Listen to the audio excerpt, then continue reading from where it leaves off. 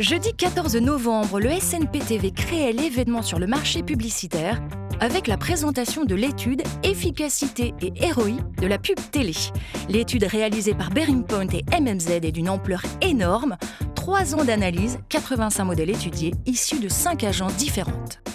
Il était très important de fournir, et je pense que c'était des attentes fortes du marché, un outil nécessaire d'aide à la décision. Par rapport à tout ça, on n'avait pas tant de chiffres que ça sur l'efficacité de la télévision.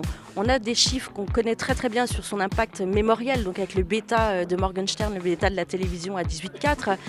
On a des études d'efficacité aussi un peu plus sur le court terme, mais vraiment une étude héroïste et sur le marché français, donc c'est vraiment unique et c'est la première fois. Une des grandes forces de cette étude, c'est son indépendance totale, donc sa neutralité, donc la confiance qu'on peut lui accorder.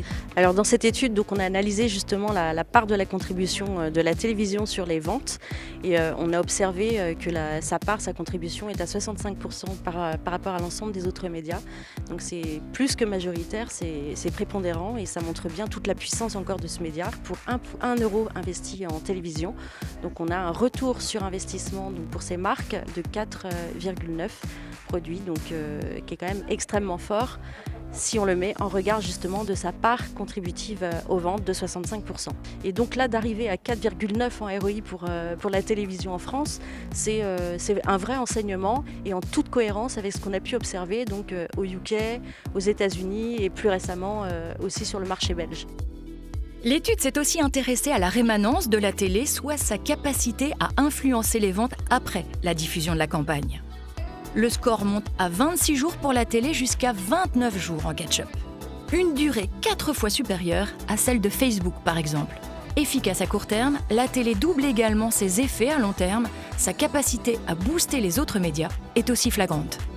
Quel que soit le média donc, qui soit activé, donc la radio, la presse, le cinéma, le search et autres, en moyenne, la télévision, elle toute seule, elle va permettre de booster donc, l'efficacité de ces autres médias d'un quart, donc de plus 25%. Donc ça, c'est extrêmement précieux comme enseignement. Et on peut l'observer que c'est encore plus fort sur certains médias.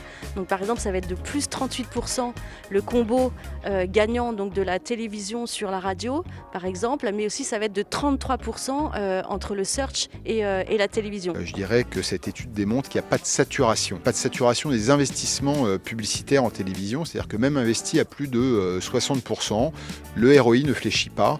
Et je crois que c'est un atout unique de la télévision. La télévision aujourd'hui investit beaucoup dans les contenus, on met beaucoup d'argent dans nos grilles de programmes et finalement c'est aussi un facteur de succès pour les campagnes de publicité qui sont diffusées dans ce contexte extrêmement qualitatif. Pour une étude de ce genre transversale, il fallait une entité qui est en vie et qui ait l'énergie pour mobiliser des acteurs et pour lancer un projet assez colossal, tant financièrement qu'en ressources intellectuelles et en complexité. Voilà, ça s'est fait, enfin c'est formidable et c'est le SNPTV qui l'a fait.